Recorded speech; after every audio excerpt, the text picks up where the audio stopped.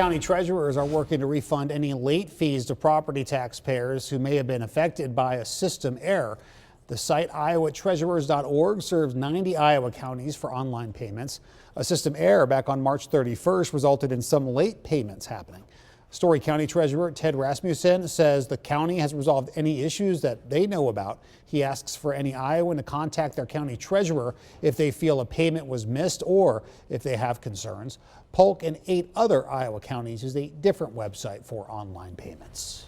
We're going to turn our attention back to the weather now. Wind, the story of the day. I don't know about you. I got out of the car earlier today for an appointment and the wind gust happened to just catch that car door. I thought it was going to rip the door right off the car. It's one of those where if you're parked next to somebody, then you have to be really careful because you don't want to leave a door ding on there. Otherwise, your paint's going to be their paint here, unfortunately. Yes, so avoid that. The good news is the breeze is going to be coming down as we head through the evening hours. In addition to the wind, we've also had a couple of very brief showers here moving across the state. If you look at our live look down in Pella, obviously the Vermeer windmill does not spin with the regular wind or else it'd be spinning quite fast. There is a little bit of some dark sky off to the north and the east up there in Marion County, looking towards a little shower up that direction. I did see a couple of lightning bolts show up here in Poweshiek County not too long ago either. Another little cell just to the east of Oskaloosa. It's just a very broken thin line of showers here that stretches down to the south and the west towards Sheraton and Lucas, back towards Osceola, and then down into parts of Decatur and Ringgold counties. So if you do get under one of these, I wouldn't even really call it maybe a downpour, if that. It's very quick and brief. This one little broken line of showers, that's the first one. We'll have another chance at some rain as we go through tonight. We'll take you into when we get more widespread rain coming up.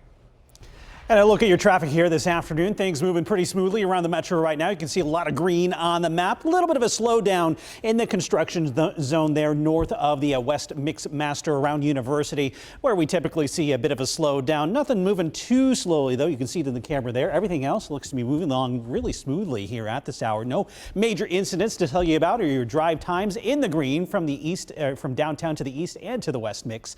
A couple of heads up for anybody on the west side of town here as we head into the evening hours. The ramp from Jordan Creek to westbound I-80 is going to be closing here at 8 o'clock. So you're going to have to take a detour down to Ashworth and over to Grand Prairie. And then for tomorrow night, this has been adjusted. This is now for tomorrow night. I-80 westbound is going to close from the West Mix to Grand Prairie. So you're going to have to take a detour on University in Grand Prairie. But again, that's tomorrow night at 8:30 through 5 a.m. on Friday morning. Of course, we'll remind you about that again tomorrow. David, thank you.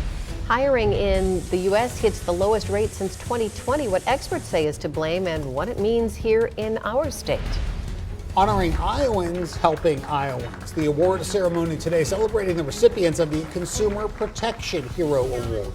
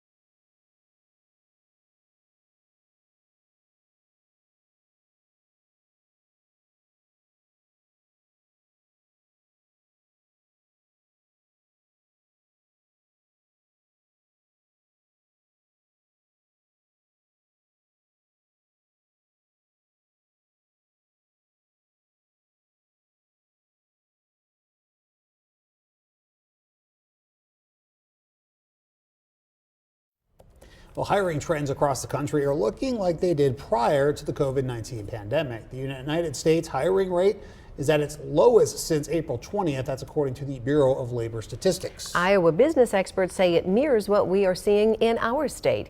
KCCI's Kayla James joins us in studio with a better look at the hiring trends in Iowa. Kayla. Well, Stacy and Ben, I spoke to Joe Murphy. He's the president of the Iowa Business Council. That's a nonprofit that focuses on bettering the state's workforce and economy. He says what we're seeing now is fewer people are quitting, which also means less hiring is going on. The U.S. Bureau of Labor Statistics reports the hiring rate in the U.S. is at 3.1%. Now, while there aren't recent numbers for Iowa at this time, at the end of 2025, the Bureau showed it was at 3.3%. In addition to fewer people quitting now, Murphy says Iowa is seeing fewer layoffs in most sectors. He also says the state is in a good spot. We're still in a very strong position. Our unemployment rate is about 3.5%. Our labor force participation rate is more than 67%. Those are really good numbers, really indicates a strong employment base in the state of Iowa.